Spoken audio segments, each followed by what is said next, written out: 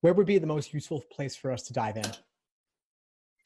Maybe we could start with the logical reasoning questions first, if that's okay. That's just where I am in my studying at this stage. Yeah, sure. Go ahead. So shoot. So the first one is mostly in terms of timing, the different section. And I think what I'm really good at is getting the first 10 questions in 10 minutes down, but then seem to lose track of my pacing after that.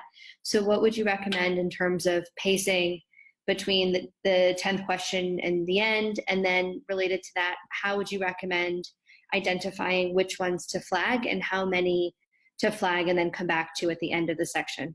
Sure. So personally, I would typically flag 3 or 4 questions.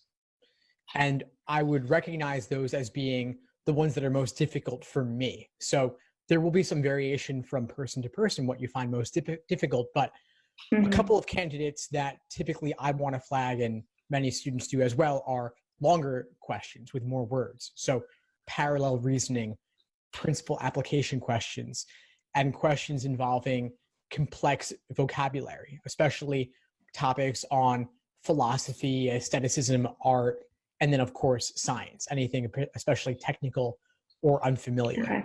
Those would be good questions to skip.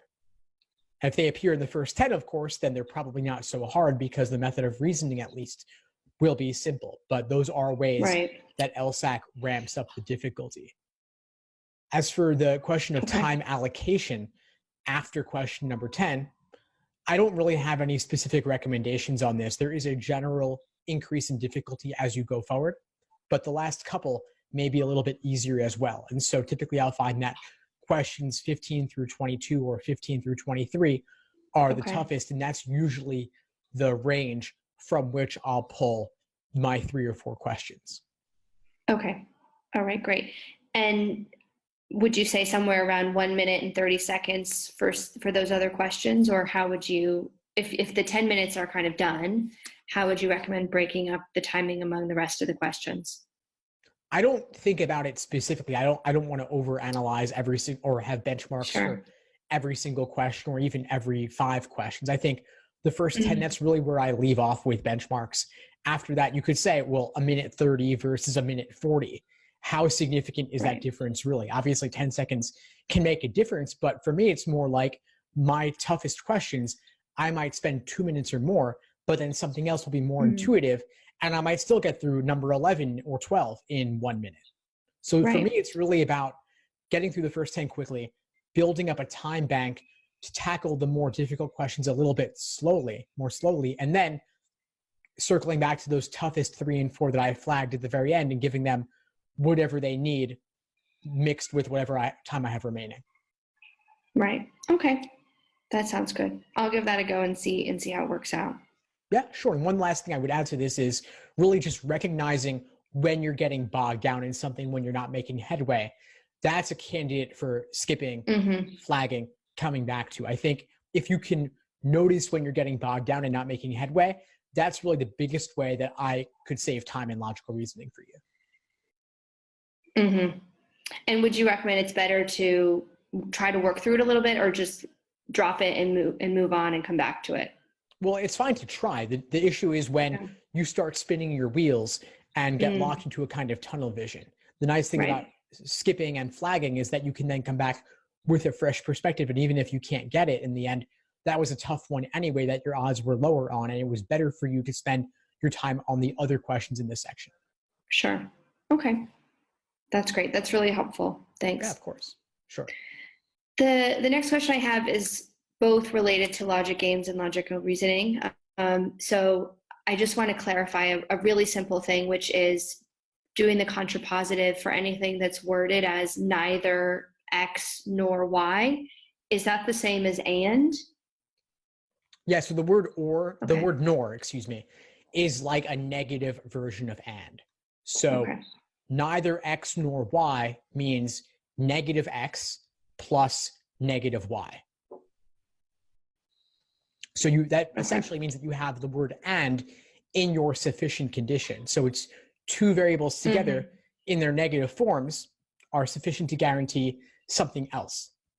Now, Right. the word and, when you take a contrapositive, becomes or. So in this example, Right. you're going to have positive X or positive Y in the necessary condition of the resulting statement. Yeah. Okay. Great.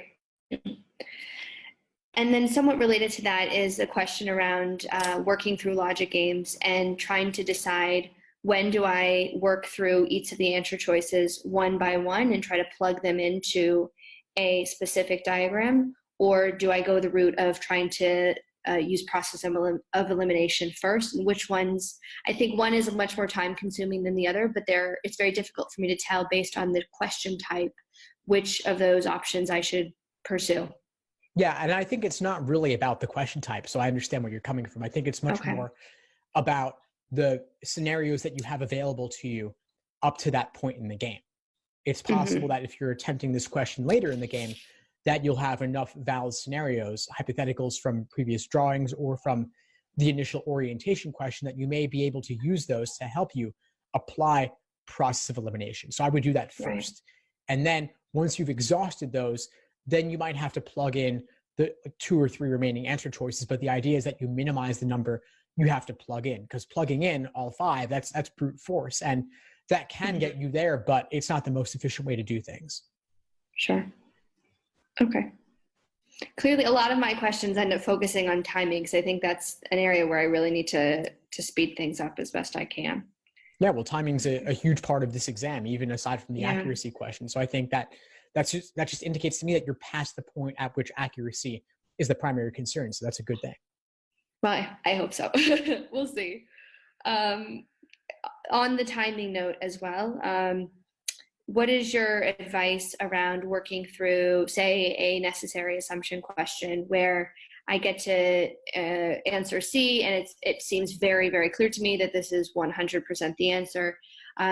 Is it worth going to answers D and E and still looking at them? And how can I use being quite certain of an answer to gain some time for some other questions that might take a lot more thinking around? Yeah, that's a tough question, because I think that my general advice would be to always go through all 5, just to be safe, just to be sure. Mm-hmm. They're very crafty at making tempting wrong answers, and so it's generally a good idea to go through all 5 on all sections. But an exception for me Mm-hmm. would be perhaps the first 10 in logical reasoning. If you're good at logical reasoning, which Okay. you are, you have a good foundation. Your first instinct is likely correct. It's good to go with your gut. I wouldn't be second guessing yourself there. So if you're really if you're really in the mindset of, I want to blast through these as quickly as possible and build up the time bank for the tougher ones later, then with some hesitation, I would recommend not going through all 5 on some of the first 10 if you're super confident. But if it's a tougher question, I would certainly go through all 5 choices. And as for how you can use your confidence on choice C, it's really just with the mindset of evaluating D and E just to check, just to be safe. That's really it. But also be open to the idea Okay. that maybe there was something off about C that you missed. And if D or E looks good as well, then that means you Right. really need to revisit something. Right. Okay. All right. Great. And then another question I have is around the suggestion that you make in one of the videos about reading the question stem first for logical reasoning. And that's not something I've been doing for the several months I've been studying. You know, it would take some probably adaptation to how I'm currently doing things to give that a try. You know, a month and a half or less than a month and a half away from the LSAT. Is that something you'd recommend that I give it a go, or should I stick to what I'm doing? What is the advantage of doing that? And would I see some substantial improvements if I try to bring that into my studying approach this time? So if you're happy with where you're at right now, or close to where you want to be, I don't think you need to radically change anything. There are plenty of top scorers who read question stem first. There are plenty of top scorers who read stimulus first. So if you're curious about it, you could do a section or two trying it the other way and see Mm-hmm. if it feels more natural, or see if it becomes progressively more natural for you as you work through those 2 sections. And then if you like it, you can switch. I think with a month Right. and a half remaining, you have enough time to try out different things. But also, if it ain't broke, don't fix it. Right. Okay. Fair enough. Great. And I think my last question is around the grouping games that are the least structured and the least restricted in terms of the number of rules that are given. I seem to be good at doing combined logic games, linear ones, but when it comes to the lack of clarity around how many could be in a group versus not in a group, I often freeze up and get a bit nervous or don't really know who's in, who's out. And those seem to take the longest for me. And there are times when I'll do several of them in a row and I'm really finding my stride and it clicks. And then there are other times I'll get to a game and it's like I haven't seen something like this in several weeks, even though I know I have. So other than, doing these every day or trying to get more practice, knowing that that's my weakness, are there other things I can consider that to just wrap my head around the approach that would help me approach it in a more positive way and hopefully make progress, not having to come back to it later in the round? Sure. So my first answer is, in fact, practice. It is about exposure. It is about repetition. And so I do have to emphasize that will clear up a lot. If you do more and more games of those types, you will inevitably get better at them and better at seeing the patterns. The other thing I'll say, though, is that the LSAT as a whole is really a test of recognizing just how little we know, just how much uncertainty there is, even given a set of facts. And so lower scorers tend to be overconfident in assuming too much. The higher scorers tend to recognize just how little they can actually infer. So if this isn't really apparent with logical reasoning, but it does also apply to games where, given the rules, things are still really open-ended. Some games, of course, are a bit more regimented and there are only a few major possibilities, but grouping in out games with an undefined number of variables in or out, maybe you could have one, maybe you could have all seven if there are seven. And so just recognizing that it is very open-ended and there are too many possibilities to list, I think you just have to keep that in mind and just run with the rules that you're given. Okay. And those are usually the questions, just going back to one of the earlier questions I asked, those are usually the instances when I find myself having to plug in each answer choice one by one and trying to diagram it because I don't necessarily have the structure already in front of me, or I haven't listed those out already in my previous answer choices. So are these the grouping in-out games with long conditional chains? Yeah, exactly. So then if you're trying to solve those games without actually having the chains, it's going to be harder. I have the chains, and then it's usually an instance of it's either one of the variables that's not present in the chain, or it's one that's towards the end of the chain. So it not having the understanding of where the other variables that precede it fall into play throws me off a bit. Yeah, when you're starting with the end of the chain, there's much less you can infer. And so just recognizing that when you're at the end, much more is up in the air. Just becoming more comfortable with that. Yeah. Okay. Okay. Well, I think that's it from my side at this point. I'm sure I'll come up with a couple of other questions in the coming weeks. Great. Well, it was really great to connect with you, Rachel. What would you say is the biggest insight you got from our call today?